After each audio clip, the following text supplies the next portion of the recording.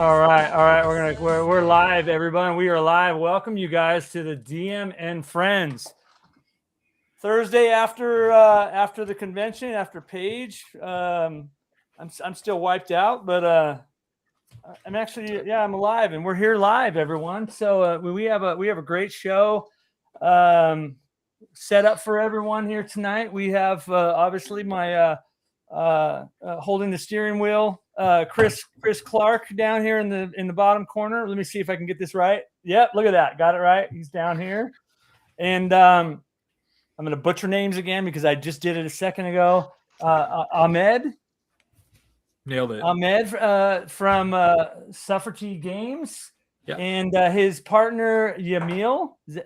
You got it. Okay. You got it. Look at that. Man, you told me like 10 minutes ago, and then I butchered it. But anyways, you guys, we're live here on the DM and Friends, and I got two guys and another guy that we're all at Page. But the two guys that we have in the corners over here are going to talk about a recent or upcoming project. But I was walking around. I mean, some of you guys that saw the live streams I was doing, I was just walking around, and then I came up on these guys, and they got a really neat product that's coming out that I want to have them talk about today. But yeah, everybody, welcome to the DM and Friends, and hey, thanks you guys for coming on. And yeah, how was your guys' time? I had a great time at Page. So how was your guys' time at the convention, man? Anybody jump in? Yeah, it was my first time at the convention. I think it was Yamil's first time too, right? That one, yeah. Yeah, that one. It was good. It was cool.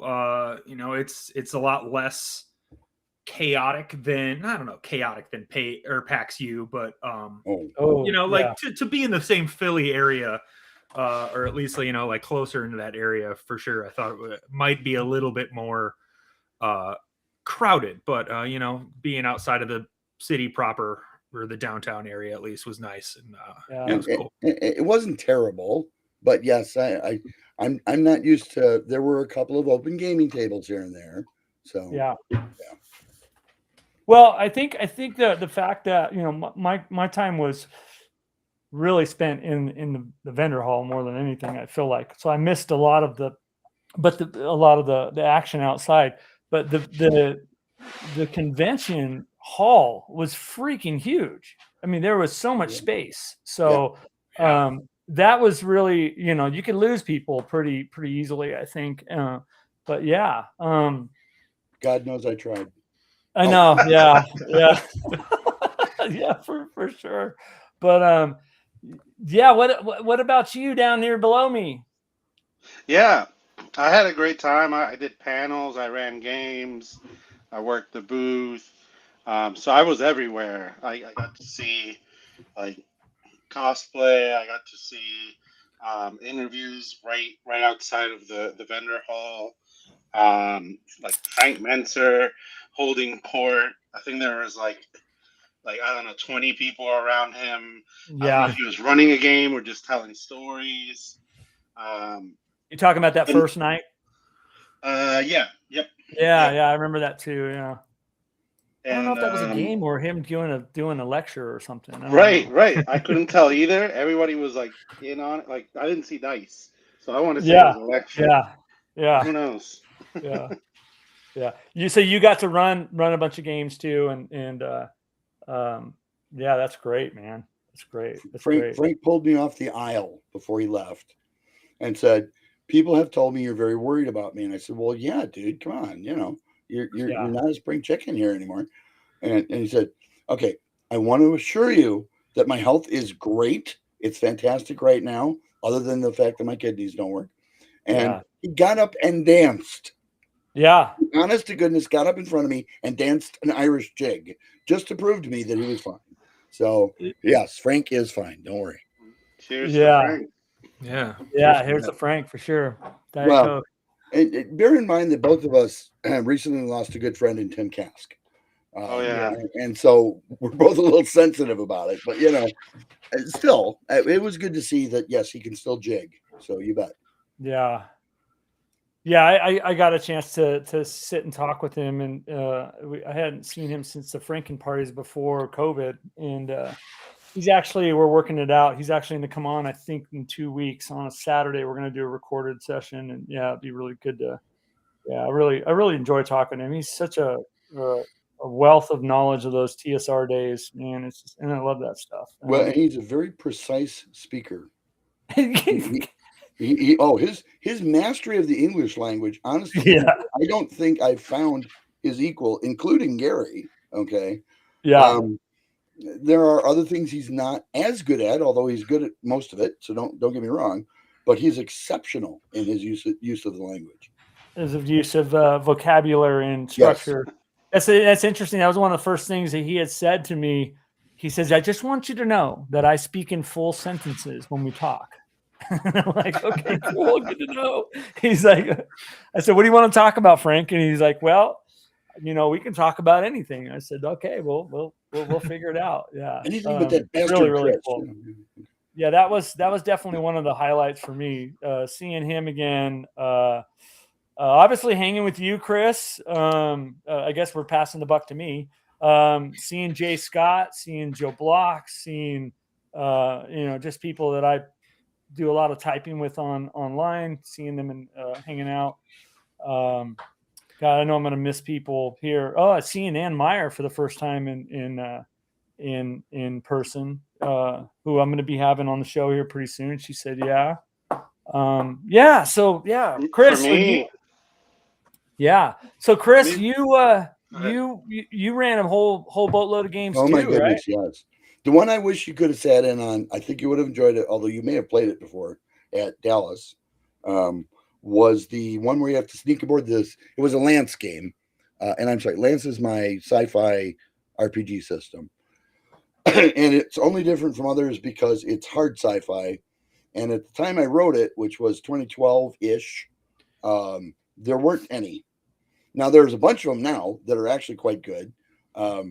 But there weren't. There was, would you want to play Star Frontiers or Traveler? No, I wanted to play The Expanse, and I didn't want to play it using Star Frontiers or Traveler. So, be that, and don't get me wrong, I don't get out much. So maybe there's others that I just missed in the middle somewhere because I live under a rock. Okay.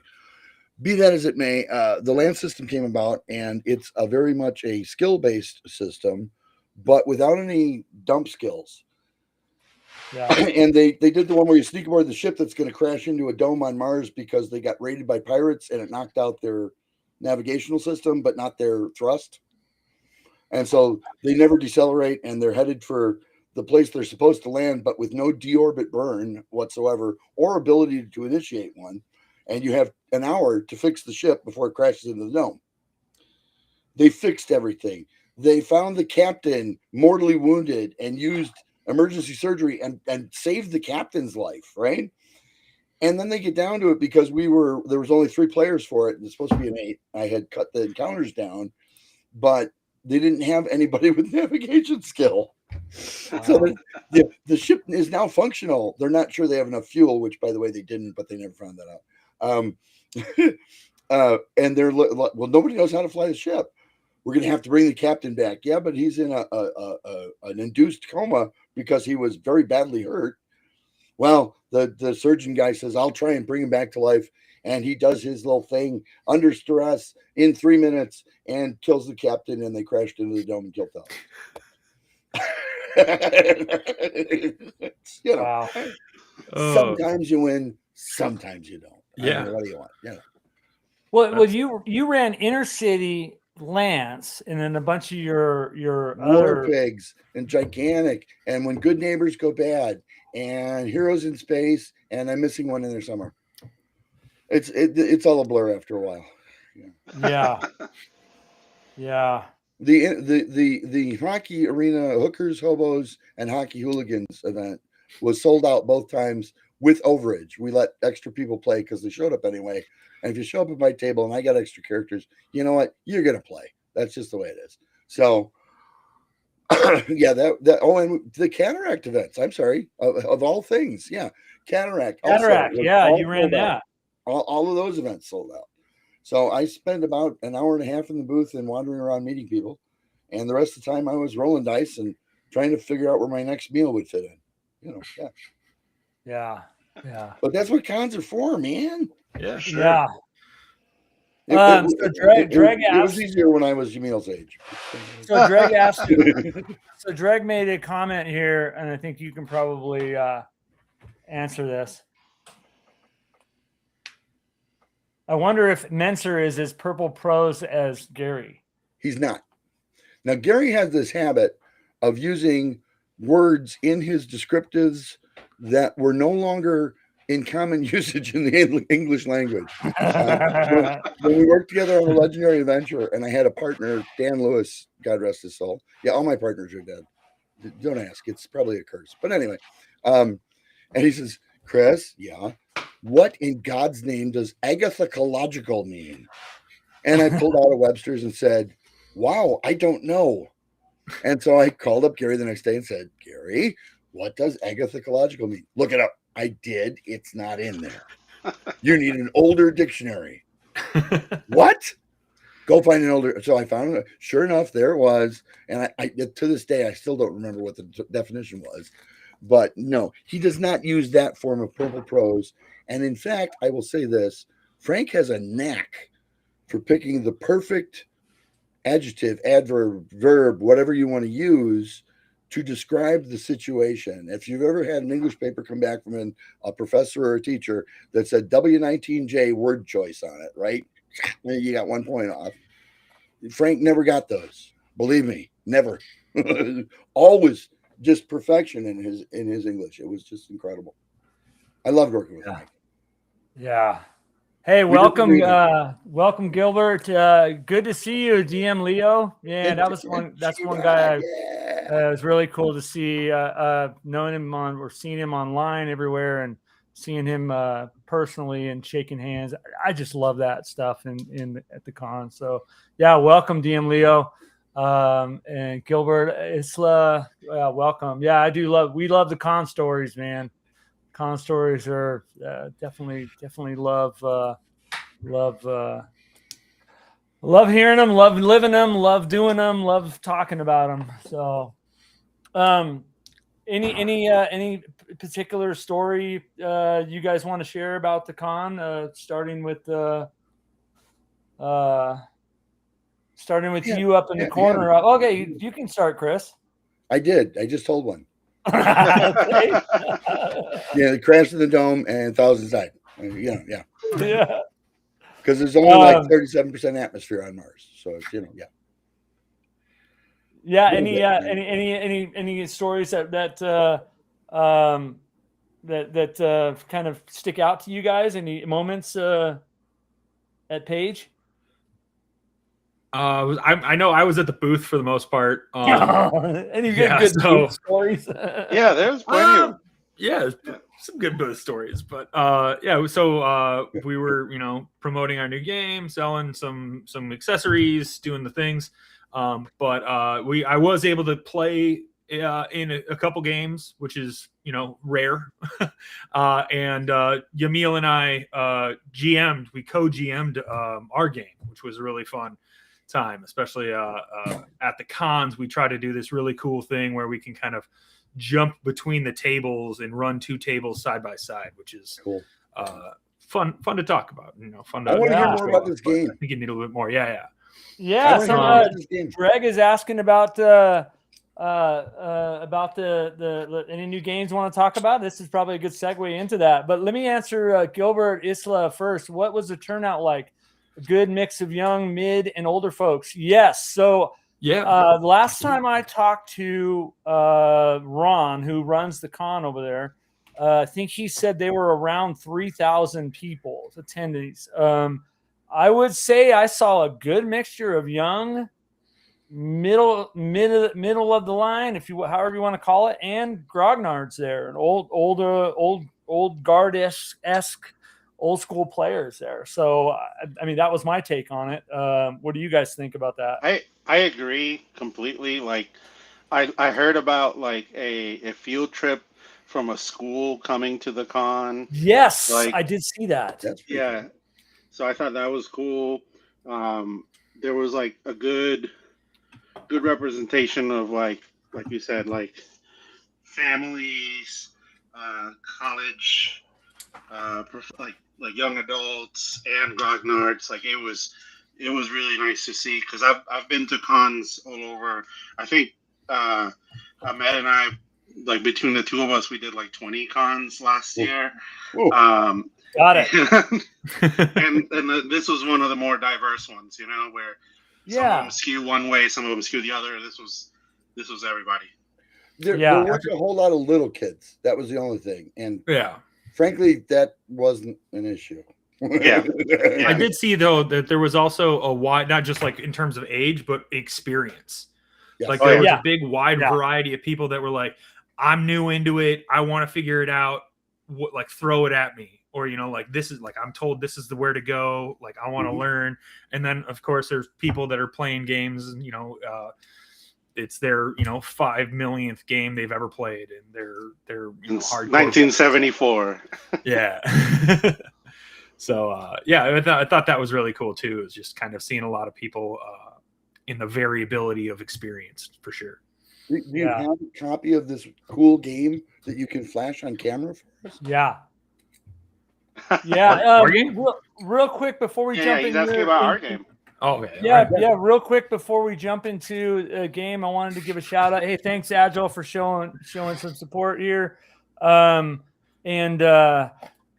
everybody for jumping on. I did want to. I was just talking with Joe Block a little earlier. I did want to pimp out his newest Kickstarter here. I that's part of what this show is about. I want to let everybody know, you know, my friends stuff. So I'm gonna, you know, Joe's got this new Kickstarter here. Joe Block, Greyhawk Grognard, Adventures Dark and Deep, Book of Fell Wisdom. There is the QR code. We'll bring you to the Kickstarter. Pause the video, scan that, show some support. I think he's at $8,000 now. He's over his goal. He's now cool. It's just super awesome to see these Kickstarters. You know, the great content.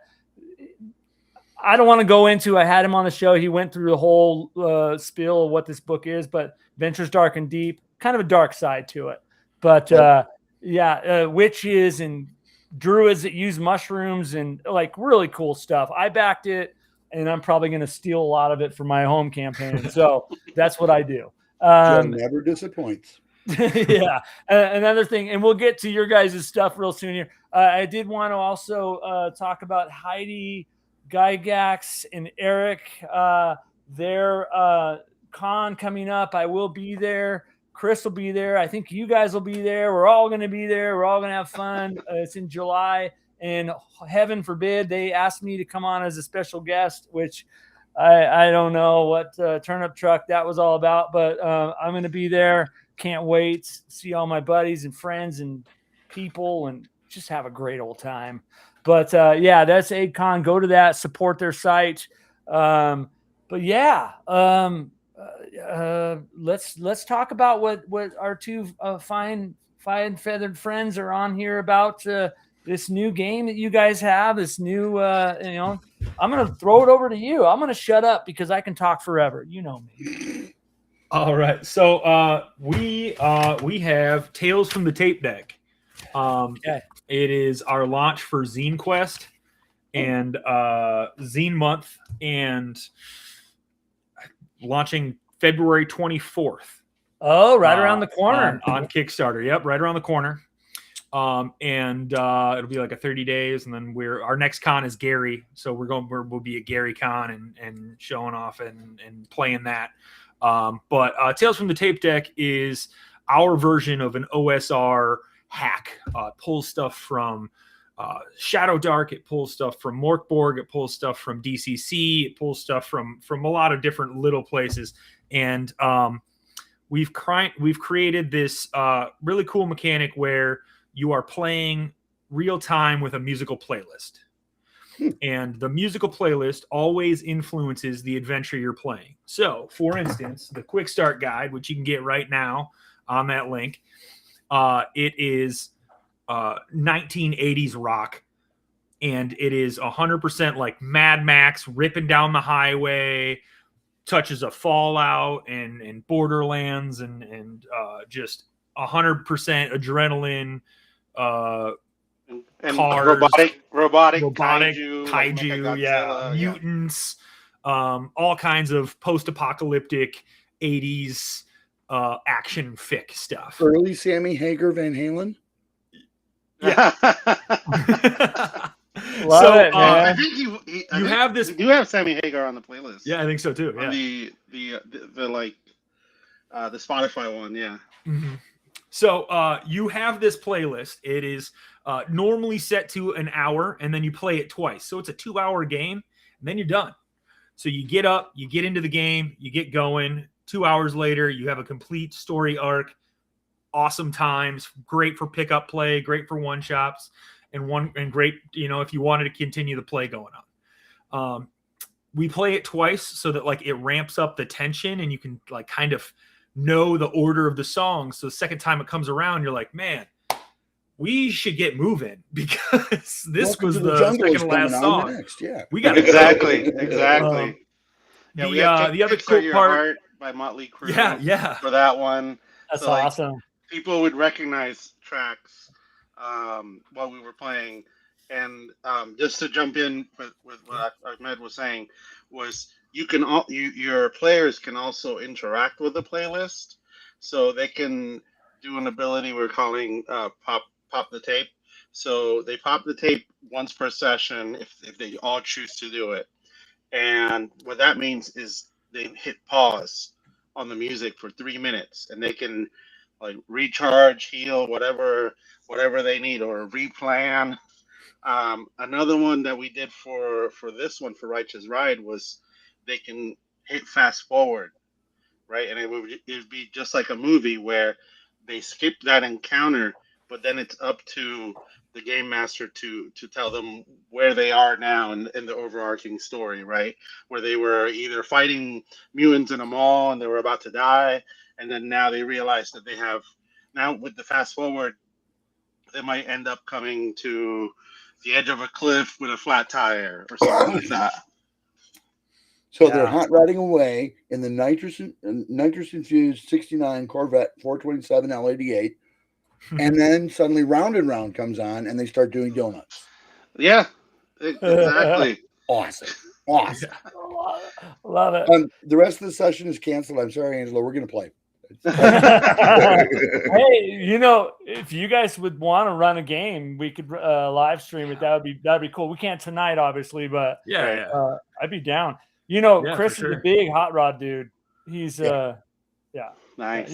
You can talk hot rods with him for long, but not on this show. We'll take your other show. That's your other show. So tell me a little bit about the mechanics of it. I mean, I think us being nerds, we like to hear about stuff like that and how kind of how gameplay goes and what inspired all of those questions. Yeah, I'll start a little bit, and I've made you jump in after that. Yeah. So one big thing that we wanted to do was like the cassette formatting of it, right? Where it's gonna be tiny, pocket size. So we wanted to like push that to the limit. Cool. Where hold it up to the camera. Yeah, where we don't do like scores, we just do the modifiers. So you'll get like you roll a d4 and you might get +1 or +4 for strength. Hey, wait 1 second. Wait 1 second. Ahmed, sorry to jump in. Ahmed, look on the bottom down there. Flip your camera so we could. Yeah, you were backwards. I might have just been holding it up backwards as well. I think that was the case because this is right side up. Oh yeah. Oh, I got you. No, it's backwards. Yeah, it's Chinese. It's all right. I don't know how to do that. When you start on a little thing down there where you can flip your video. Mirror camera. There you go. Okay. There we go. Yeah. Okay, try that again. Try that again. Go ahead. So all right. So everything is in. Oh shit! I keep doing it. The tape cassette, right? And you have your character sheets. Like that's it. That's all your character sheet is. You have like your truck sheet. So you've got your rig that you're all, and then plenty of replayable character sheets because you're probably going to die. As Yamil was saying, when we roll up our stats, instead of like rolling 3d6 or blah, blah, blah, we're just going to roll a d4, and one's a negative and one's a positive, and you add them together, and then that's it. So people are getting, -3 right out the gate for their stat, and it becomes a great time, and high risk, high reward kind of vibe. But got it. So you were talking about the format, yeah. Please, sorry, I didn't interrupt. I was just wanted to make sure that you held it up. It was backwards, and that usually at the beginning of the show, I usually have everybody hold up something, and Wait, I have one more question. I forgot to do that. Sorry about that. What is your website? Tell me you have one. Yeah. Where I could. You had to pause the thing and hit the QR code. Yeah, okay. Here's a QR code. Let me bring it back up again. I don't have a phone. Oh, you have a phone. All right. Well, we can drop that. This is my phone. It's currently in the private chat. Look at this dude's phone. Yeah, it's in the private chat. Here, hold that up again, Chris. Let me see. Right. Hang on. There it is. Yeah. Look at this. Yeah, he's got the house phone. Yeah. I'm a Luddite. Yeah, I like it. There's 2 computers on the what desk, is the website for you guys? So Tales of the Tape, this right here brings you to the pre-back of your project, but the website, which I will make sure it goes in the show notes. Why don't you put it in the chat, and I'll actually post it for everybody if you don't mind. But tell us, please. I don't know how to put things in the chat. Anyways, here, I'll put it in the private chat. There it is. Yeah, private chat, and I'll move it over if I need to. So that's my website, Suffety.com, my last name. Suffety Games is what I've started publishing under. I also make wooden game accessories. So like this is a dice box. Whoa. Got it, yeah. Your whole kit could be great. So I hand stain everything. I make. Let me see that dragon. Let me see that dragon again, dude. Yeah, show off the dragon. Yeah. Oh yeah, that's nice. And like a big part of it too is like I try to make a unique piece for you. Like I don't try to restain things the same 2 times. I really try to make or find like really cool defects in the wood and kind of make them really awesome. Yeah. Each one is an original. Yeah, exactly. And that's my goal. But yeah, so that's my website. I think we had started promoting it before Origins, I think, right? Last year. Oh, yeah. So this game has been in the making and in playtesting for about a year now. And we have really moved the goalpost, and it's like it's becoming like the thing, right? It's becoming a big deal. That's pretty awesome. So what you're saying is it's Suffety Games and some SuffetyGames.com, and so Yamil is basically just the second wheel. Nobody really. I'm not saying that. Yamil's the first wheel. I'm not just trying to cause trouble. He's wheel 1. Yeah, he's the engine. He's the one who came to me and was like, "Hey, listen, I found this at a thrift store. We need to make a game." Yeah. And then, I got a question from Agile here. He says, which of you find people on the show do InDesign layout and design work? I knew you were gonna say. Agile, Chris Clark. Yeah, only because no one else would. It's, yeah. That's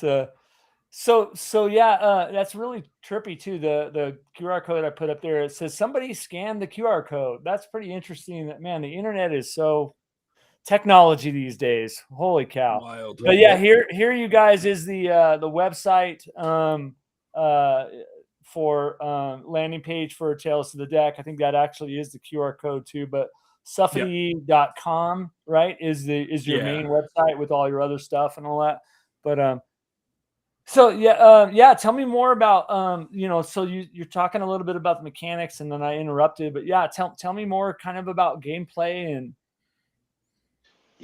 so one thing I really like, and this was Ahmed's idea, was what we talked about volume 1 being the radicals, the Mad Max. Like volume 2 there's going to be a different setting, and Volume 3 and Volume 4 are all different settings, but you can take your classes and potentially take your character who might be a navigator or a scrapper in the Mad Max world and run it in the other ones. So in the other ones, it could be like a haunted hotel.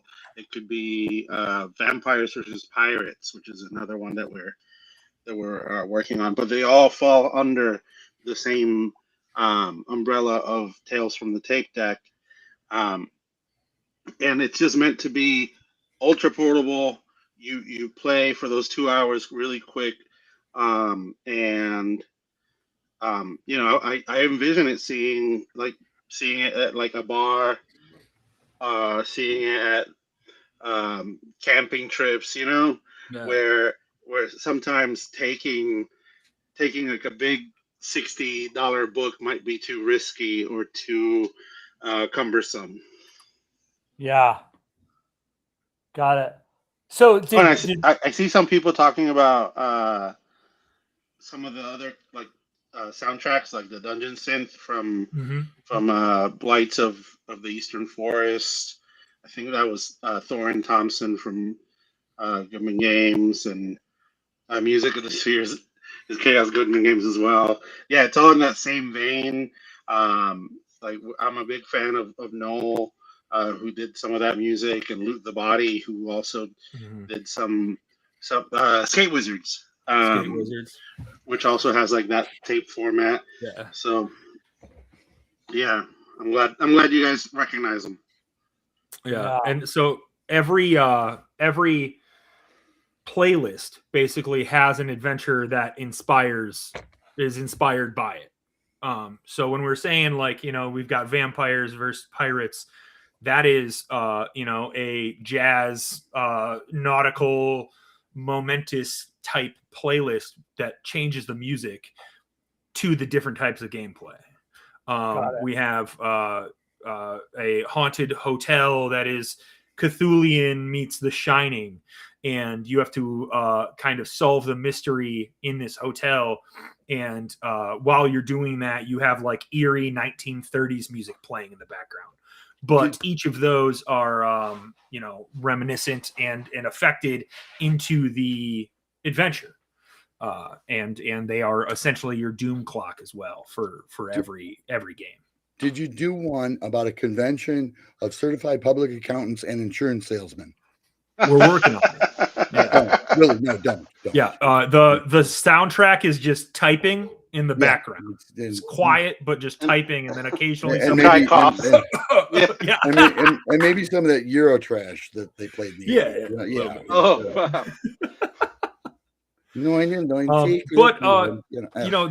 That makes a good point though, because it does have legs with like that idea, and we've already talked about so many different ways we can implement. Like we want to do K-pop Demon Hunters because it seems to be a big deal. I want to run my nieces through that adventure. That'd be great.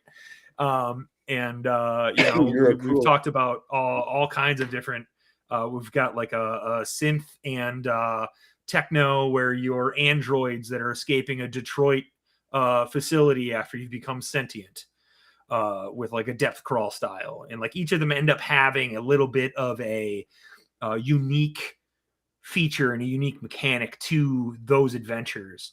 But then Yamil was saying that I think the icing on the cake is you can take these characters and jump them into anywhere in any of these games. So you might be playing, like he's saying, the navigator in the vampire adventure, but you have the navigator's skills and the navigator's, unique thing you are bringing to that game that other people cannot bring. You're giving the players the arc, the soundtrack, and the actors, and they can write the movie. Absolutely. Exactly. 100%. And in terms of the sounds, I see the question. So some of the music is original, and some of the music is going to be, we're licensing it. And then we're also going to do like suggested playlists. That way, for things that we can't afford, like Kickstart Your Heart for Motley Crue or something like that. We might just give you the list via Spotify, title. There'll be there'll be playlists we share that are inspirations to the game. Legally distinct inspirations. I do want to reassure you, Yamil, that is the number 2 Kickstart My Heart, number 2 song on my Hot Rod playlist. Yeah. Wow. First one's Barracuda by Heart, but there's a reason for that. Of course. Barracuda's a strong song. Oh, Well, the current car is a Barracuda, so yeah. Yeah, that'll do it. Yeah, the theme song. Yeah. So mechanically, when we're talking about rolling dice, and I don't know if we talked around this, but so mechanically at its core, it's using Morkborg abilities, attributes, your core rolls. And then we have luck thrown in. There is the Shadow Dark influence with the timer. We have classes that are being pulled from all kinds of different genres. And then those are just like, our own stuff. We've been playtesting Nerve. If you want to speak to that a little bit. So Nerve allows you to, it's a limited resource that allows you to manipulate the outcome of dice. And in lieu of you having an advantage, you can spend your nerve for those types of things. And it does fall into that OSR vibe too, that we want the limited explanation with your intention of you using your own smarts to find a creative solution to the game and not playing like, well, my character's dumb, so I'm going to act dumb, that kind of stuff. So, and then, that's replicated through DCs and changing DCs and, that kind of stuff. So, but yeah, rolling dice, having a good time, you're rolling damage. The damage things are off the wall and crazy and influenced by the games. We talked about how there's giant mecha kaiju, you're rolling on a random items list and you might find anywhere from an Etch-a-Sketch to a legally distinct dark father mask. So it's definitely pulling from the genre and the mood, and that's going to continue throughout all of the adventures. Before we get my hot rod, that's hilarious. Before we get too much farther, I flashed these because I wanted Agile to see I'm really not bad at this whole layout thing. But frankly, I don't have time available until probably September. And why would that be? Because this is going to be the summer of Kickstarters. Although there's only one that's been officially announced at this point. They're going to do the Castle Wolfmoon Kickstarter starting on April 5th. Yeah. And I sent you the other covers because I can't make my hard drive appear on your screen. But this is the 3rd adventure of 7 that are part of the Castle Wolfmoon campaign. And the Kickstarter will cover all 7. By the way, if you guys need to know how to do the silver font, just send me a missive and it's in Photoshop. It's not that hard to do. And you don't have to pay for metallic inks. Okay. Don't do it. Yeah. Photoshop. Are you guys familiar with what the Castle Wolfmoon is? I'm not. Okay. I also have my own old OSR system that is not anything like you guys. It's basically a knockoff of first edition D&D because back then you couldn't get a license to save your life. Okay. To make something compatible with first edition. So we all wrote our own little system and said, by the way, if this looks kind of familiar, it is. Okay. Yeah. When I was working with Gary to launch his last role-playing system, The Legendary Adventure, he and I were simultaneously working on a couple of modules because at that time, TSR as a company hit a real rough patch. And dude, you couldn't find character sheets at the hobby store. I mean, let alone adventures or anything else. They had nothing coming out. And so I turned to my then partner, Robert Bigelow, who used to write the miniatures column for Dragon Magazine. And I said, boy, I wouldn't normally put my adventures out there for sale, but nobody's writing adventures right now. I think the time is ripe. And I said, but who the heck am I that somebody would buy an adventure from me? I'm old friends with Gary Gygax. We're just, we're not close friends, but we know each other pretty well. I'm going to call him up and see if he's game to add his name to the cover of the first adventure. And sure enough, he said, "Does it pay?" And I said, "Not a lot, but yeah." And he said, "Great." And so we started writing adventures together, which then led to our partnership under Legendary Adventure and all that other good stuff. Well, this is the very last issue of the stuff that Gary and I wrote together for my system of adventures that we put out at the time. Whew. And it has been, when it got finished, it was like 300 or not quite 273 pages, 272 pages, something like that. And you didn't try and publish modules that were 272 pages. That would be crazy. Nobody would buy them. So it sat on my hard drive for like 30 years. And a friend of mine from the East Coast noticed that I had old Gary Gygax material on my hard drive that had not been published and said, "We're doing a Kickstarter. Don't say anything. Just sit in the seat and I'll let you know how this is all going to come about." And I was like, "Fine. Okay, whatever." So bingo bango, we have a Kickstarter. Now I have 4 books to edit and rewrite and lay out. And then 1 more after that, which will be a gazetteer. So you're not wondering, which adventure did we get that rod of whatever it is in? Because I need to find out the powers for it. It's all in the gazetteer, so you just flip to it by name. All that has to be done by like June 1st and ready to go. So yeah, and then is that why you're busy? Kickstarter following that one immediately. Yeah. That I'm also involved in, but it's not official yet, so we can't announce anything. It's not easy being my age and doing all this. It's just not. Yeah. So you're pretty busy. Hey, really quick. Hey, Fred, thanks for joining, man. Good to see you. Yeah. Mr. Rourke is Fred from our gaming group. I've been gaming with him since I was 7 back in 81. So I guess to give a shout out to Fred. Yeah. So and what's really neat about that project that Chris is doing is look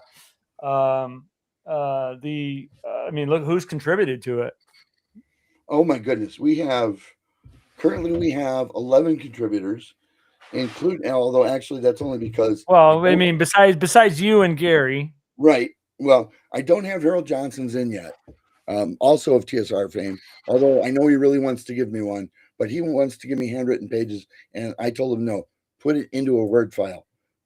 I don't care if it's WordPad. I want a digital file. Anyway,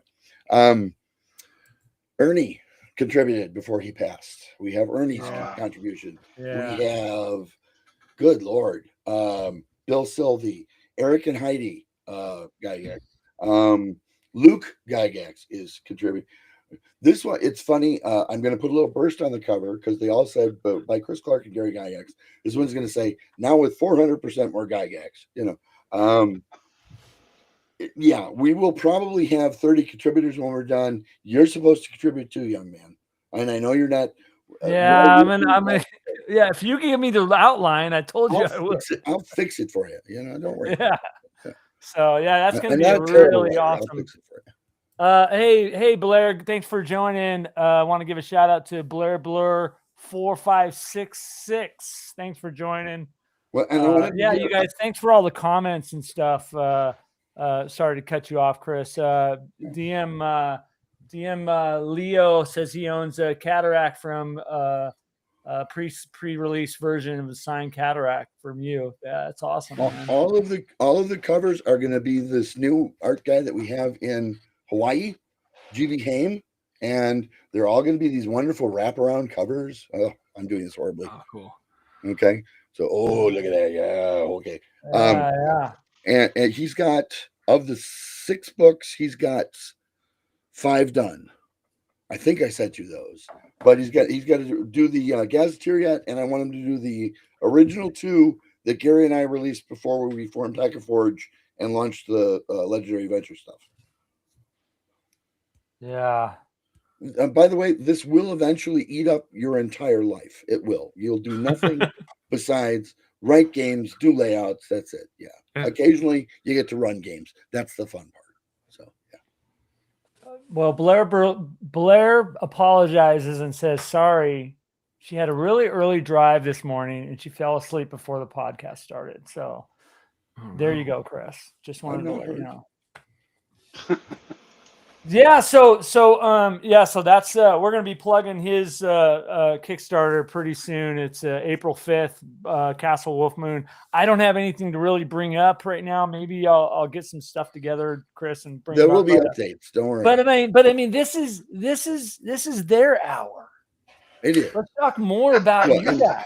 I will reassure you. One last thing, I will reassure you that we're working on a new and triumphant video. So don't worry. You know. Okay, I love it. I love it. Yeah. With a nice 80s hard rock backdrop. You bet.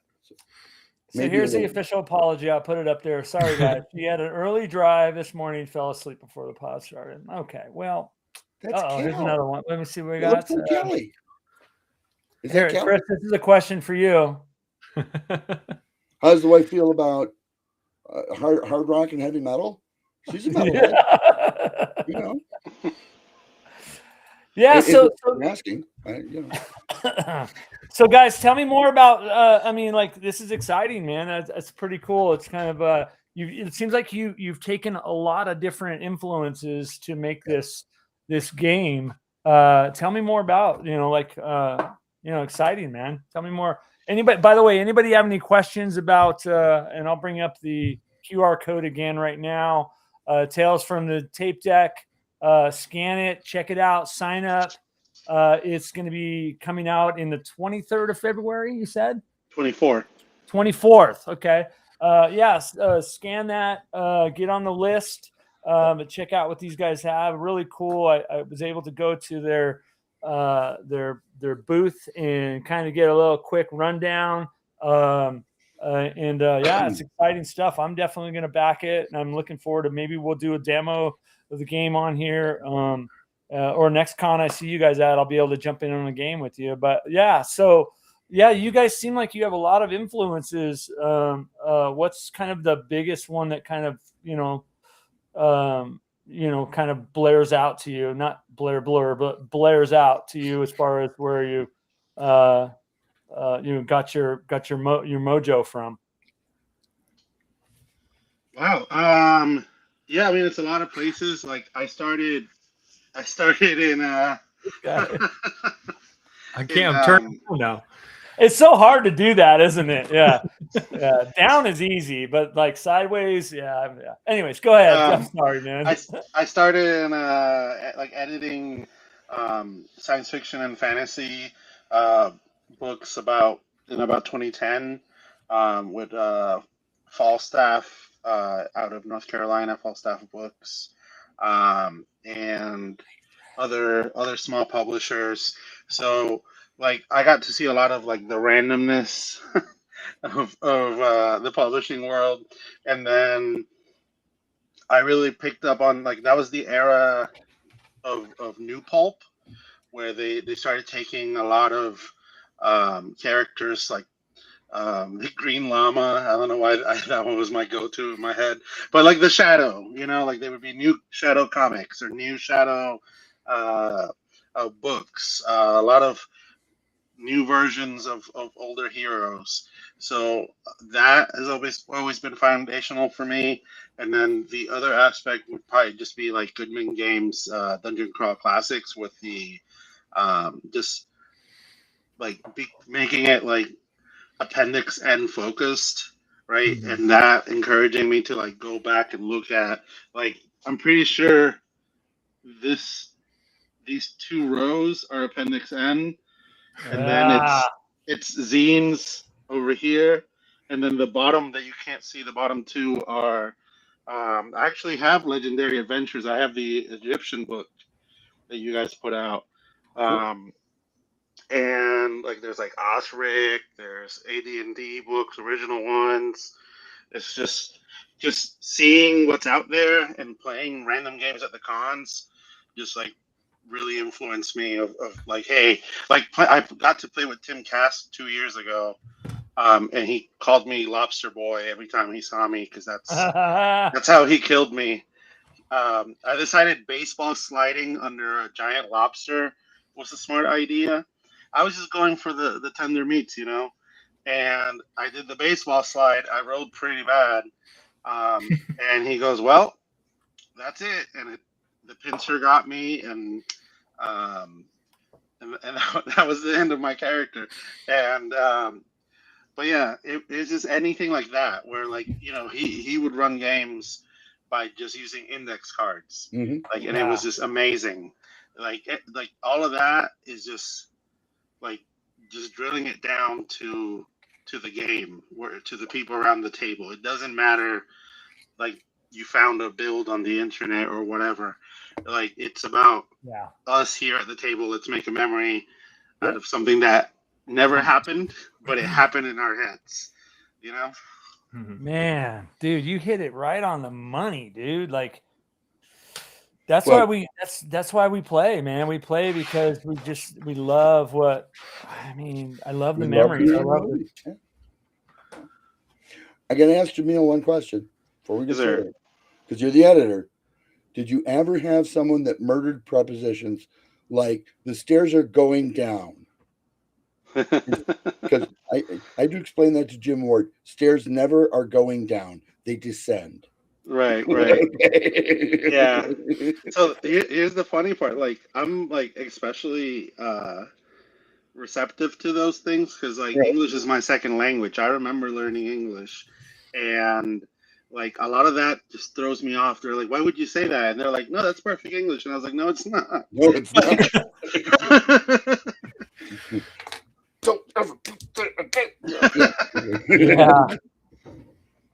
I had an editor in college that he was really picky about about the word "all right." Like he's like, "You never say all wrong. That's not one word." And like, yeah, he was really picky. I'm not that far into it, but yeah. Jim Ward was probably the best storyteller, most active imagination I've ever had the pleasure to work with. But there were times when his English was just atrocious. Oh my God. So many bad habits, Had some good ones too. He fixed a few of my bad habits, but What about you? To Ahmed, yeah. What about you? Yeah. My influences? Is that what we're talking about? You work on, like where. So I started late in the game. I'm late in life, later in life. So I was trying to find people to play 3.5. Could never find anybody to play 3.5. I was trying to find people to play Pathfinder. Could never find anybody to play Pathfinder. Gave up for a little bit. And I finally conned my friends into playing 5e during COVID. So that was actually my first like actual jump into TTRPGs. It like 2 weeks into that when COVID hit, I worked in hospitality industry. I still do some part. And my degree's in hospitality. I opened restaurants and hotels and all that. And when COVID hit, that all went to shit. Went to crap. And that was you're good, dude. You can say shit on this channel. We all say shit. Yeah. All right. That went to shit on here. Yeah. That all went to crap, and it was I was just looking around. I was like, well, I'm gonna find something that I like to do, that I want to do, and I got hired as a woodworker at Dogmite Games. I moved up through the ranks. I became the director of design and development. So I would take a product from scratch or from idea and all the way through the production facility, set up everything, train the staff, and then it would be released through that. During that time, I was like, all right, cool. Here's what we're going to start doing. We're going to release this thing, and we're going to release a little free one-page RPG with it, or, a little free adventure. So I started writing a bunch of little adventures. Unfortunately, some of the COVID debt that the company took on came due, and they had to shut their doors. When they did, I was like, hey, I'm going to keep doing this if you guys are cool with it. So they were like, yes, absolutely. You have our blessing. Please continue with whatever you can. So I had a bunch of adventures left over. I started releasing them as like freebies or dollars here, whatever it is. And then I started, and I got a job writing for the Chew, the RPG. that was released 2-3 years ago, and I worked on their core book and their expansion book. A year after I met Yamil, we worked on the Kingdom of Keshinar 5e book together. And then really, I think like the inspiration for this game, I kind of started when we were talking about Appendix N, because he and I both did an Appendix N game jam on Itch. And you were given this fake title of a fake book that's supposed to be your influence for the adventure, and we each got one, and I'm like, all right, cool, here's my vibe. I put mine together. It's free on the internet, you can go find it. But it was definitely Morkborg at its core, and I think that was a big influence on my dive into OSR. And I know it's not like OSR, I don't know what the argument is of what OSR is, or NSR, or whatever you want to call it, but I liked that style of gameplay.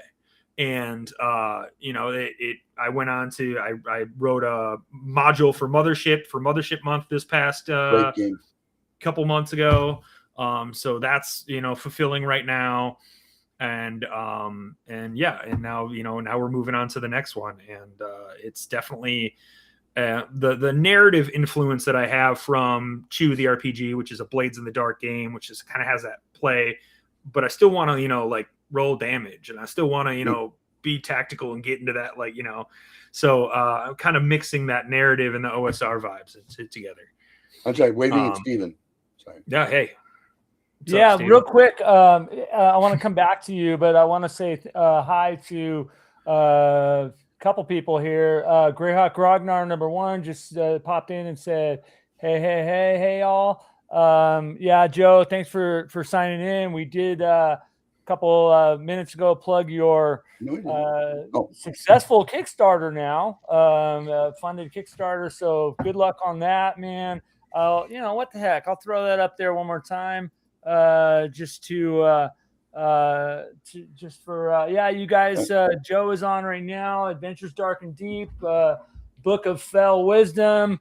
I can't wait to get my grubby little hands on it, because I'm going to steal some of those classes in there for my current campaign, especially the druid that does magic with mushrooms, and the witch. Love it. You guys definitely get on there support our buddies in there, and that's Greyhawk Ragnar. Also, I wanted to give a shout out. Thanks, Steven Clements is on here.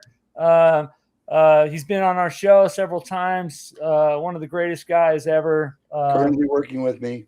Currently working with Chris on some inner city stuff. He's going to do some Castle Wolfmoon too, right? I believe he wants to. He's certainly welcome to. I would enjoy that. But he's working on 2 different inner city adventures actually right now. So. So thanks for joining on, guys. I appreciate all the support out there, and hit that like and subscribe button, and So back to you. So you guys, somebody mentioned Appendix N. What is your God, let's talk about Appendix N. What is your kind of your favorite books, or your series, or influence from that? Oh. I know that's a hard one, dude. That's a hard one. I'm a huge H.P. Lovecraft fan, so let's start out with him down there. With me? Well, okay. he's mentioned Appendix. You have a whole bookshelf. Yeah, I mean, whoa! Hold on a second. Somebody out there just said they're dying to play Inner City. What? Hang on one second. What? Look at this. Look at this. I see that. Just 2 sentences. Inner City, you're a crook character stuck in a bad 1970s, 60s, and 80s television police drama that is just totally cheesy. So it's a very comical game. If you go through 8 characters in the session, that's about average. It's all right. Yeah, and you can carry an infinite amount of weapons, and your job is to kill people. So that's Not always. Sometimes it's things, Yeah. Anyways, back to Appendix N. But Blair, I think you'd really it's a great game. Back to Appendix N. I'll start. I'm a huge H.P. Lovecraft fan. So my favorite is a 5-page story called The Outsider. That's my favorite story. Brings you into where this guy doesn't even realize it. He's a ghoul. He doesn't realize it. All his memory is of what it used to be like. And at the end of the story, spoiler alert, he looks in a mirror and he's like, oh crap, I'm not what I used to be. Anyways, I love that. So anyways, what about you guys? Yeah, mine. I mean, I have a lot of Andre Norton stories or books behind me. Let's see. There's also man, he lived in North Carolina too. Manly Wade Wellman. Okay. Like I really like his like he has like a wandering character that will just kind of go into the Cthulhu lore sometimes here in the Carolinas. Clark Ashton Smith is also one of my favorites. Genius Loci is one of my favorite short stories from him because it has like creepy vibes without having to just tell you the name of the monster. You know what I'm saying? Like, Right. like you just can add creepiness by withholding a little bit of information, because people's imagination would just go wild. That's the best, man. There's nothing like that. There's nothing like that. Like I don't want to see what I want to see it here.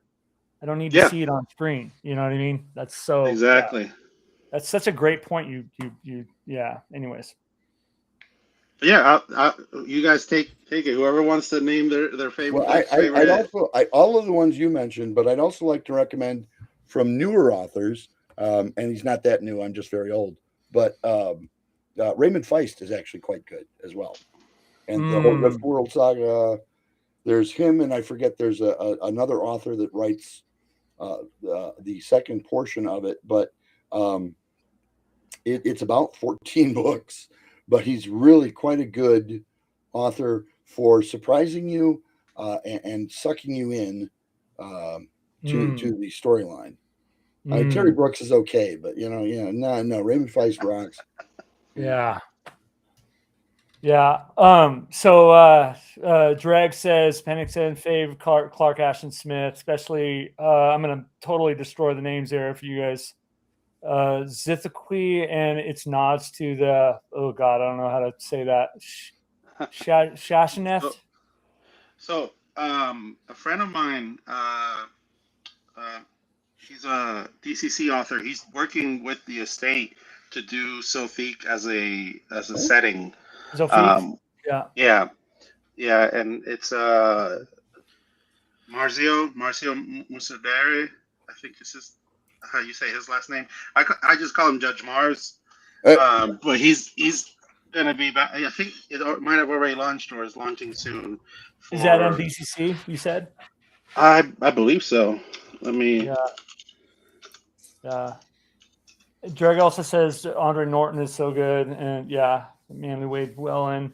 I read my son Jay the Balladeer short stories frequently. Yeah.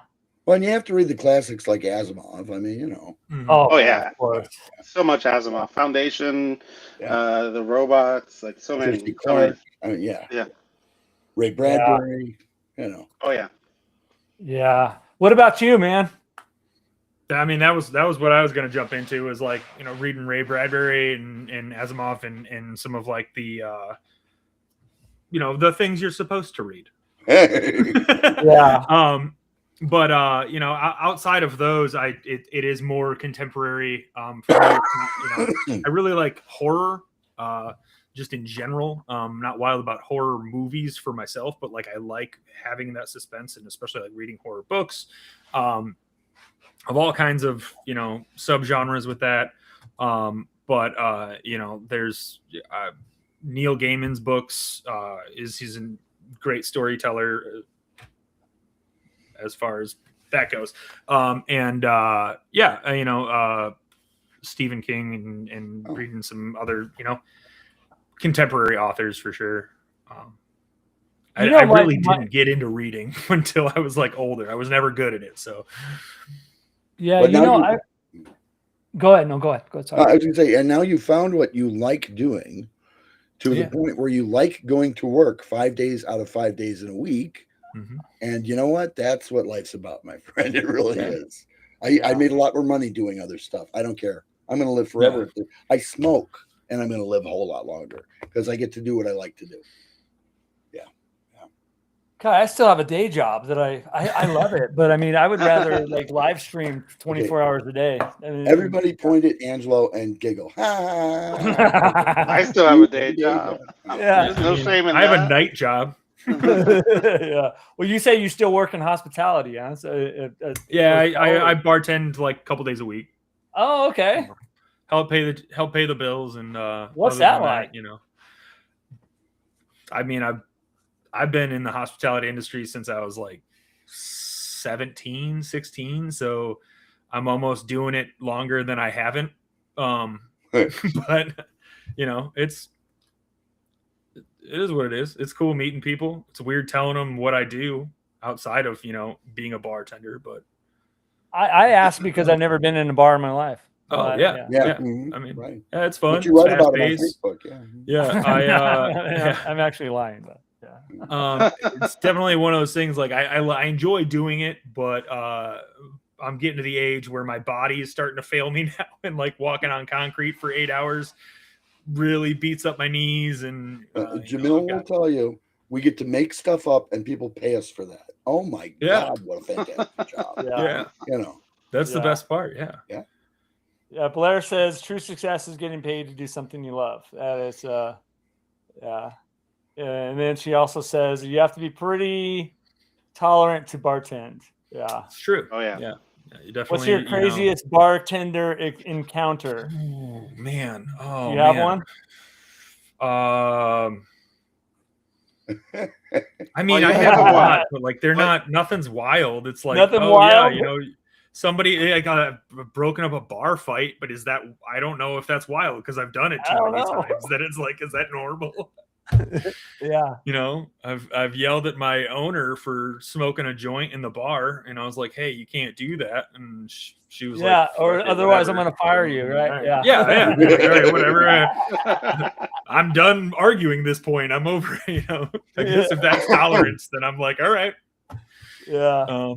But like it's one of those things that I did find, like, once you start doing something that you really like, it almost makes you like untouchable to the other stuff. Like, like I walked into my latest bar gig, and like, I really enjoy it. It's fun. Don't fire me.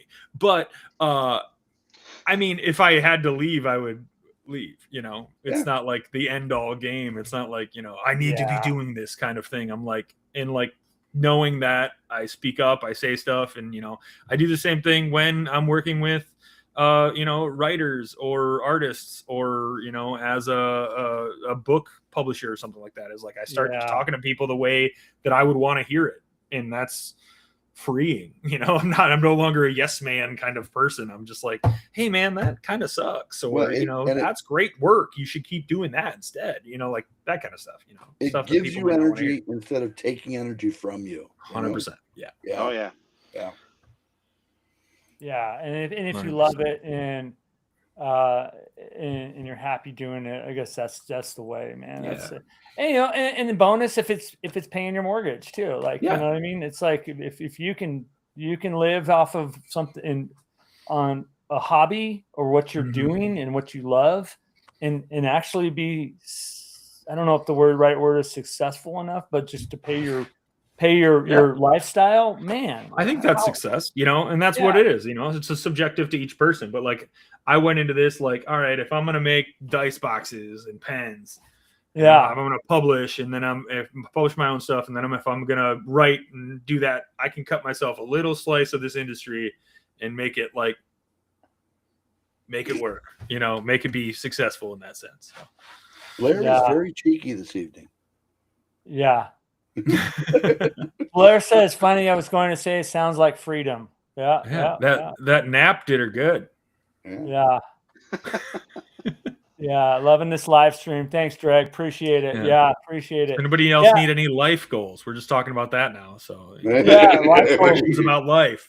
Life goals. I love Everybody it. wanted to know how to make a good martini or edit books or I don't know, whatever. So I want to ask you, since you're a bartender, this is a drink that I want to ask you, Okay. and I hope to not be putting you on the spot here, because but do you know how to make a liquid cocaine? At one point, I did. Okay. I don't really work in a lot of bars where that's ordered anymore. Yeah. I can't remember what it's called now, but the thing is, a majority of those drinks and those shots are essentially three things and easily Googleable. Exactly. Yeah. So, a lot of the time, if you ask a question or something like that and it's out of their wheelhouse, right now it's like just throw three things together. It's seconds away from me knowing exactly how to make it. Yeah. So liquid cocaine is Jägermeister 151 and I think a splash of something to give it a little bit of flavor. I think might be orange juice or something like that. I'd have to Google it too. But yeah, anyway. Okay. Yeah, it sounds like I'm not sure 150 does 151 exist anymore? Oh yeah. I don't know. I don't know. As far as grain alcohol read does. on Minecraft, yeah. Oh. Yeah. And you can't look it up if this is your phone. Okay, you can't. You can't. But you can have a call computer 411. They don't. Does that age me too? Do they have 411 still? I don't know how. Can I get directions on? No. Yeah. Blair, are you trying to say that you're old? What's going on? Yeah, Blair, my early 20s. Yeah, it's good. You're bummed. You slept through it. Yeah, you're sleeping. Anything with Jaeger is good. Gilbert says. Jaeger is made with anise. Yeah. So if you really want to drink anise, fine. Okay. Fish bowls of that stuff. So I did get the pictures. If you want me to throw them up, Chris, of the Castle Wolf Moon covers. Would you like me to do that really quick? You could do that, and then again, I'll try and sell these guys on how to do metallic inks on a cover without having them as metallic ink. Now it's going to be 15 minutes to upload. So, that's the middle of the In the Castle adventure, level 3, which is all portals to other dimensions. Ernie has a dimension all to himself. Ernie Gygax's contribution. So, and I believe there are currently 12 doorways in that level. There may be more before we're done. Okay, here's another one. By the way, Gilbert says 1 picture of Guinness, 4 shots of Jaeger is how we started the weekend during college with the rugby crew. Okay, well, we used to take Weiler's lemonade in the pack, and instead of adding water for lemonade, we'd add bourbon. Okay. So you do really dumb things when you're in college. That's all I'm saying. So tell me about this cover. That is the final Castle Wolf Moon adventure. It covers levels 4 and 5 of the dungeon below ground. And it's the experimental labs and the Power Stone mines of the evil, nasty big boss guy that runs the whole thing. And no, I'm not going to give people clues on that.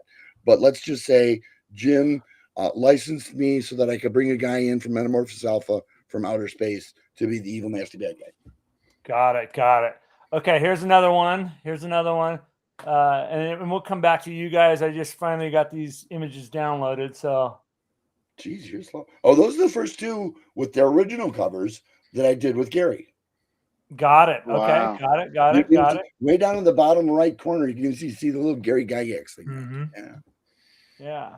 Because he basically he did contributions to those, whereas the last one that is Castle Wolf Moon, which is those 3 books, that's the first of the In the Castle adventures right there. He wrote pretty close to half of it, to be honest with you. I sent him 97 pages and figured this is too big. By the time I add art, it's going to be 140 pages, and it came back, like I said, in the 200s, because I thought he would edit it. No, he just added a ton of stuff, all of which is very good, but holy cow, And now I have till June to make sure that it all reads well. Okay. All right. Pray for me. Oh. And I think that's that. And here we go. Let's throw this one on there. What is this? Look at that.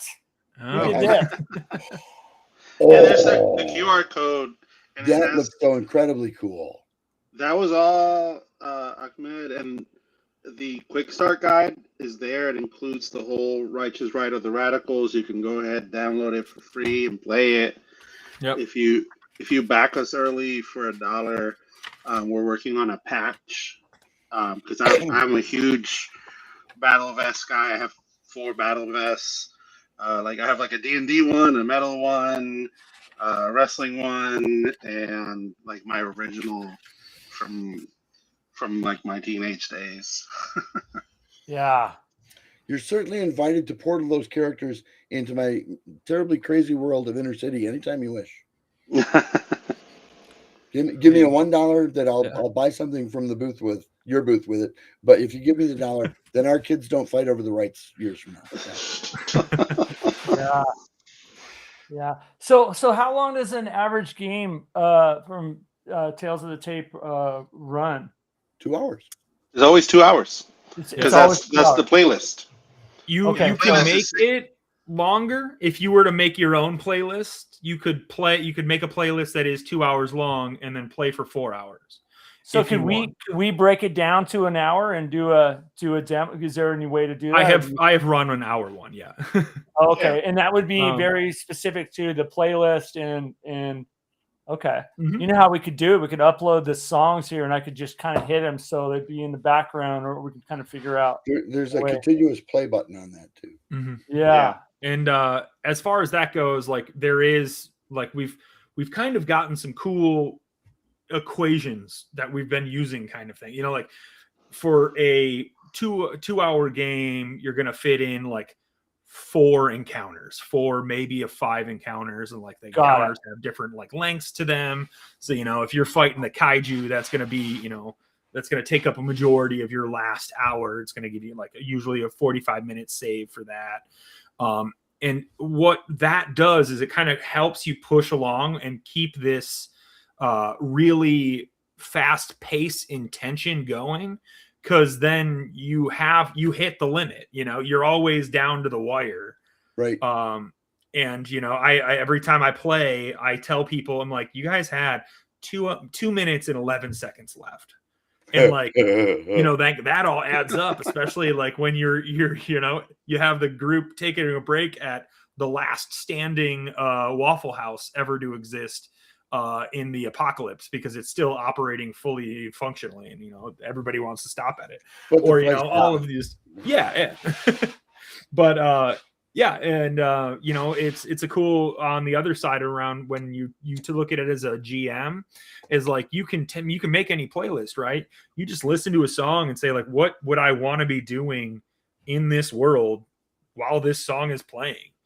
And if that, you know, means you're, you know, throwing mutants off of your rig, or you're launching one of your cohorts on a sway pole to another rig, shooting them across the desert at 90 miles an hour or whatever, then, you know, then that's that, you know. And it's kind of cool building your encounters while you're like, all right, I'm just listening to music, hanging out and thinking about cool shit. For your older listeners, Angelo, we call kaiju Godzillas. Yeah, I mean, Jaguar, Mothra, Gamera, yeah, wow, yeah. This sounds that sounds pretty cool, man. Yeah, that's a totally new, that is a really fun concept. Yeah, that's a new concept to put timers on things and music, and dude, I'm excited. You guys are the first tree in the field, you bet. Yeah, you know, for me, you know, I primarily run AD&D and, you know, other systems, but any type of tension getter or tension kind of situation that I use, I got those little timers. So I like what you guys are doing. That's kind of cool, where it's like where the song ends or where the song, you know what I mean? But I'll use an hourglass and throw it on the table. You know what I mean? Yeah. Same concept, you know. And I know Shadow Dark does something similar to that. Yeah, dive into that a little bit. So Shadow Dark uses a torch timer, and one torch is good for 1 hour real time. Yep. So when you go and you dive into the dark, nobody has night, what do you call it? Night seeing, Night whatever the vision, hell. Dark or- vision. Dark Infravision. vision, night vision. Yeah. Infravision, yeah. Infravision. Yeah, it's been a little bit since I played 5e. That's one. Yeah. That's one. Yeah. Yeah, I played my Infravision's first. 1E. I did play my first 1E game at Page. That was cool. That was great. That's this game. Yeah. That was Yeah. awesome. Yeah. Yeah. Yeah, that was incredible. But when the torch goes out, things get significantly worse. And it's really cool mechanic. It's really, really cool the way they do that. I have never played the game with the torch going out. So I don't know what happens. But one thing for me is like I like playing with music on in the background. I think it sets the mood, and so often there are moments that the music just kind of changes, and then the encounter starts at the exact same time, and you're like, "What is like?" That was an incredibly cool moment where the music is a character too, and I think that really lends itself to that to the gameplay, especially when you're playing on the music. It's themed, the adventure's themed on the playlist. Instead of the vice versa, you've got this really cool cadence running, and then things ramp up and they don't ramp down. You're firing the tow missiles at the kaiju/Godzilla. Okay. And it's Fight for Your Right to Party is on, so it's cool, but it's like, oh my God, Frank Zappa's up next. Guys, we've got to hurry. Right. And I one thing that we wanted to do was we wanted to make sure like fans of certain music were rewarded.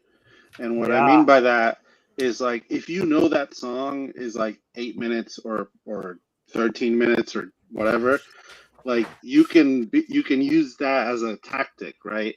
You can be like, oh, we know this one's gonna be long, so maybe in this one we'll exactly Stairway to Heaven. Maybe in this one we could do we have a mechanic. It's like turn the music up, and it gives everybody the whole party. And if it's at a con, it's both tables are affected by the soundtrack. So if you turn the music up, it's like plus 3 to all the rolls for the duration of that song. Yeah. So if you know it's a long song, you want to do it at that time. And you have the Victory Rock anthem, right?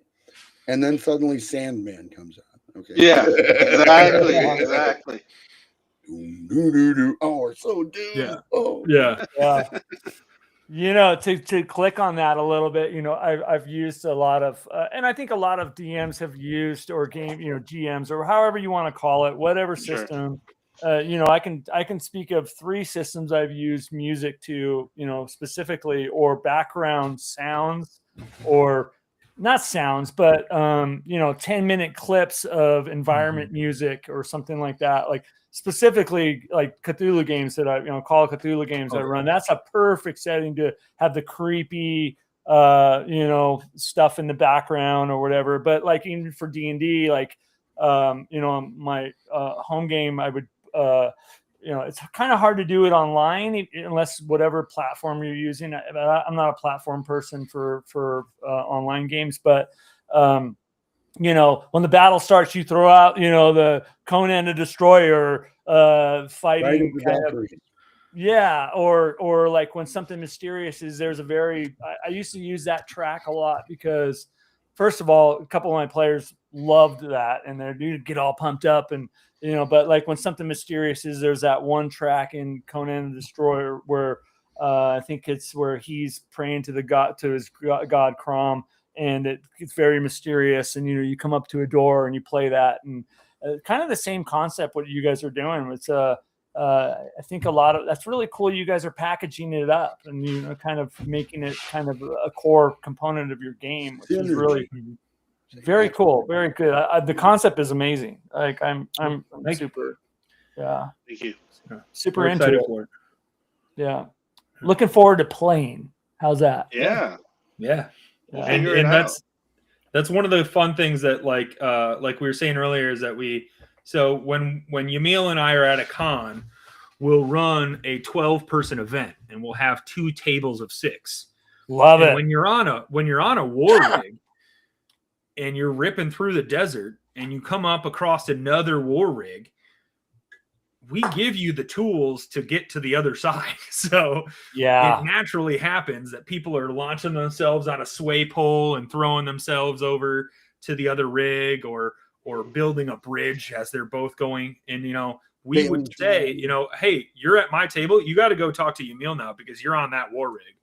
So we'll throw people back and forth. We had a war rigs combine there too after a giant mecha Godzilla scooped up one of them.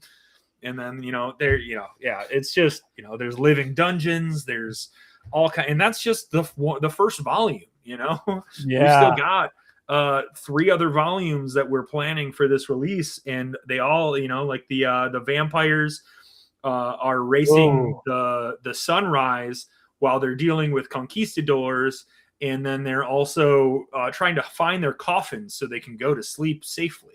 And they're ripping, they're flowing and running through New Orleans, 1700s New Orleans. Oh my God, so love it. You've got this cool jazz vibe going on, but it ramps the pacing that way. And it's like a wildly different thing than, let's just race to the finish line that you get from Mad Max. Like the Shining in the hotel with creepy Cthulhian vibes is like a reverse heist. And like they're all kind of differently themed and aiding into the music, I think. And then the music, the music gives, the players give, the music gives, and it's this really cool push and pull between the whole genre and the whole setting.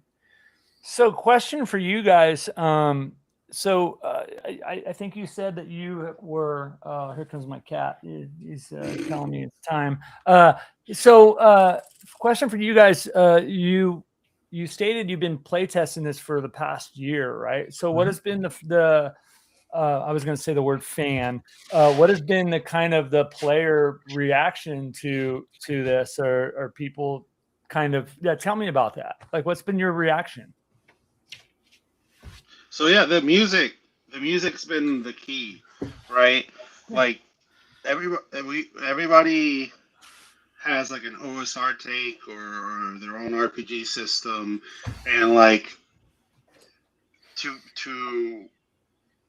the big differentiator is like, nobody's used music before and made it interactive. And, I like that.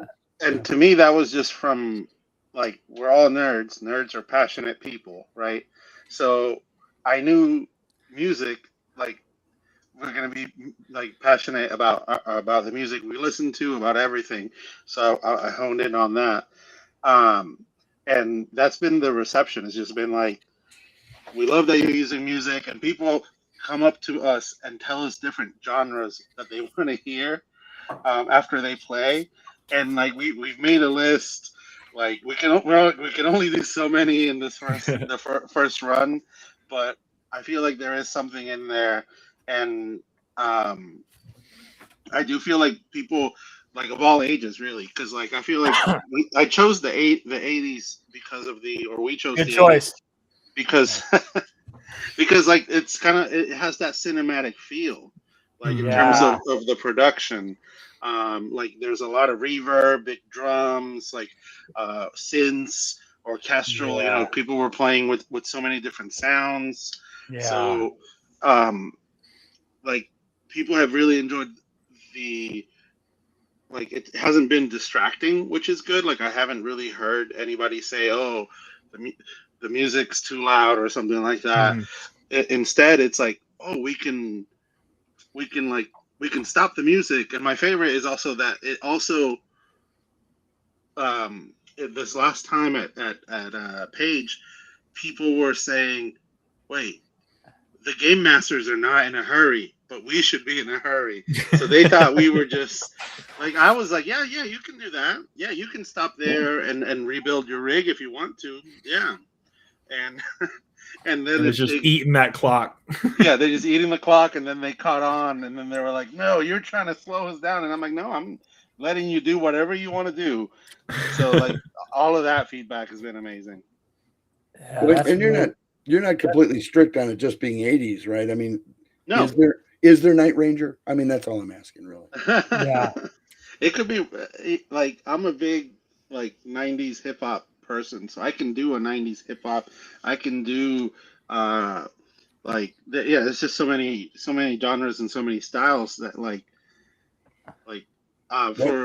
for the Righteous Ride, I couldn't quite pick which style or which genre to emulate the most, and like I just took the opportunity and started doing like John Carpenter, like Escape from New York, The Thing, Yeah, man, like so all those like minimal soundtracks where it's like almost like a heartbeat with a synth on it. Like it's just really fun because it really the way that it's minimal is perfect for a game table where you don't want to disrupt the game, but you want to complement it. Yeah. If you're a big hip hop fan, ask once we're done tonight and the show's not on anymore, ask Angelo to share the Clerics Duel with you. Yeah. Yeah. Chris made a song. We game together every Wednesday night, and except for this night, last night, because I was a little burned out. But we're running a D&D game with there's 8 of us now. And he made a song based on one of the encounters we had. It was pretty awesome. Yeah, I'll share it with you guys. And yeah. Okay. It's Yeah. I want to double click on the what you said about music, because for me, and I know that a lot of people, well, I'm just going to talk about me. I don't want to say anybody else, but for me, songs mean so much, especially with, the 80s. I started playing D&D and gaming in like 81. That's youngster. where I kind of narrowed it down. I'm a youngster. Yeah. But 2003 for me. Yeah. Oh wow. Okay.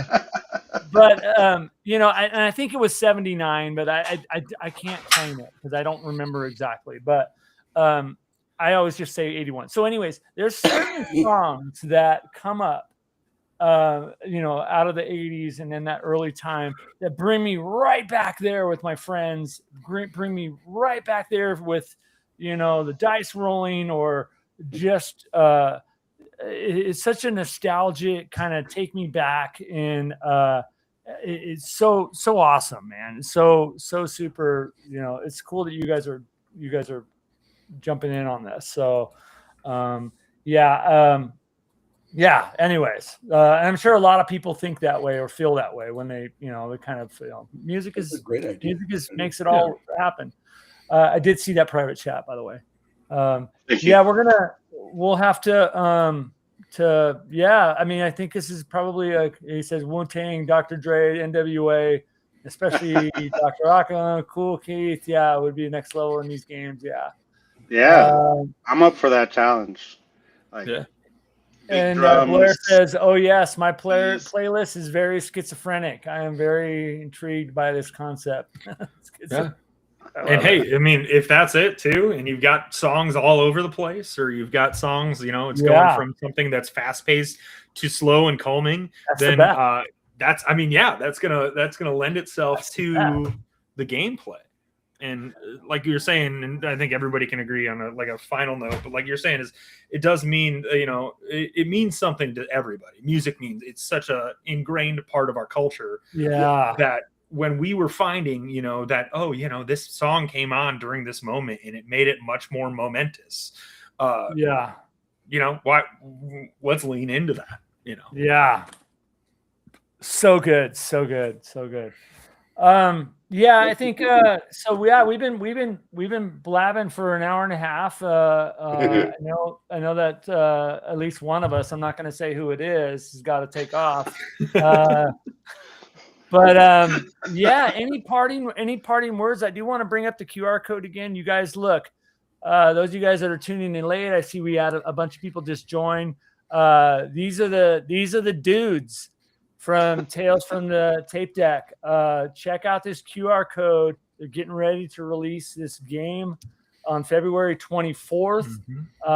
And I'm super stoked. I'm gonna back it. I'm gonna check it out. I'm gonna play it. Whether I do that here or at cons, or next time I see you guys at a con, I'm looking forward to it. Yeah, but scan that QR code; it'll take you right to their site.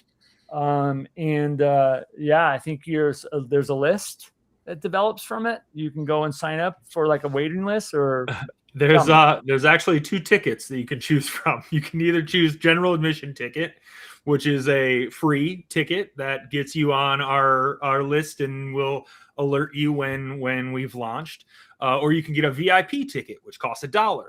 And that will get you some cool stuff, exclusive stuff when you do back later on. So if you were to back a physical pledge, your game cassette tape will come with a patch, and that's a part of that already.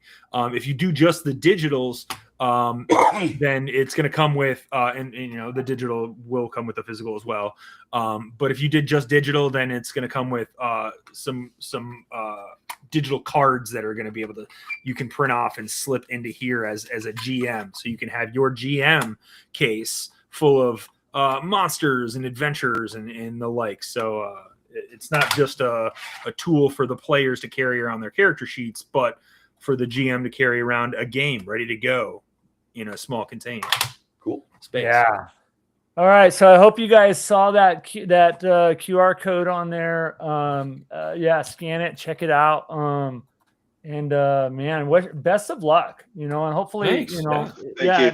best of luck. And, hopefully we got a couple of people that scanned the code. So, do NTRPG Con in Dallas. Yeah. So you guys again. Are you guys going to Dallas at all? I need to. It's been a few years that I've been getting invited down there, but we'll see. I think so far we have GaryCon and maybe MomoCon in Atlanta, and Ahmed does UConn up in Michigan, and Gamehole Con. We've both been there. Yeah, we'll be at Gamehole, Origins, Gen Con, PAX U. Okay. And are you going to EggCon too? Maybe. Okay. Maybe. It's a maybe. Come home and look at your house and go, oh wow, I have a yellow house? Yeah. Sometimes, yeah. But yeah, I think it's like I think I'm at once a month, and I get 2 months broken up off of cons. Whoa. So, yeah. But it's fun. It's cool. We get to play games. At any of those cons, we'll be running Tales from the Tape Deck. So you'll have an opportunity to play if you're at any of those cons. We have the quick start right now, so you can play it right now with your own table. And we'll be launching February 24th. Nice. And it'll be going up and through GaryCon. So we'll actually be at GaryCon when it's live, still running games. We've got some cool permissions from them to run it with the music. It's nice. It's cool to have like your own room and do that stuff. It is. It's gonna be a good time. That's cool. Yeah. That's super cool. Yeah. Super cool.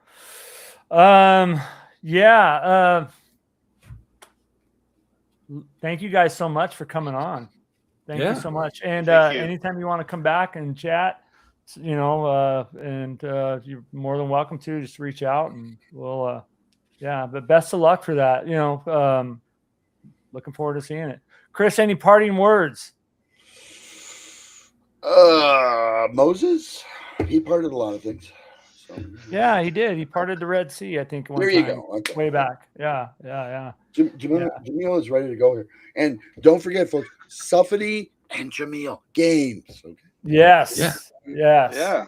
Thank you. Yeah. All right. Well, killer game. He's got free stuff and awesome games on your site, and we're all over the internet. You can find Jay Yamil at Drive-Thru and Itch and all the good stuff. And JoseYamil.com is my website. Yeah. I'll make sure that I get all those links. Definitely the one I have here. I'll put it in the show notes. So those of you guys that need to see this, it'll be in the show notes. Please please come in there and give this guy some support. It sounds like a great. Oh, look at it just showed up. Look at it just showed up. Our bard, Eric Potter. Thanks for jumping on, Eric. Was the show recorded? Just dropped in from the West Coast. Feel like I missed something. Yeah, you did miss probably the greatest show ever of DM and Friends, but that's all right. Yeah. Here, we'll do this for you, Eric. We'll blast you on there. There you go. How's that? Yeah, it was recorded. It's live So by the way, guys, a little bit about the DM and Friends. We do a live show. We do a live show every Thursday at 7 Mountain Time, and that's 6 Pacific. Is that right? 8 Central. 8 9 Central Eastern. and 9 Eastern, yeah. I'm probably going to change the time a little bit and maybe move it a day, but Thursday's been working. So we're always here. And I got some videos coming out. Man, I got one I took a chance with. I'm talking about Kathleen Kennedy leaving for Star Wars, for Lucasfilm. Probably going to get a lot of hate mail on that, but, that's coming out tomorrow morning. You love hate mail. Hey, as being a big Star Wars fan, I had to say my piece about it. So, but anyways, you guys, thanks so much, man. Thanks so much for coming on. Thank you so much. And we'll keep in touch because I like to sure. We'll get a game scheduled on here. We'll figure it out. Yeah, that'd be great. That would be cool. We'll try to figure it out if we can do it online and how we can do this. I think it'd be awesome. That'd be a super cool show. Yeah. Awesome. All right, you guys. That's us from the DM and Friends. God bless. Take care. And don't forget, game on.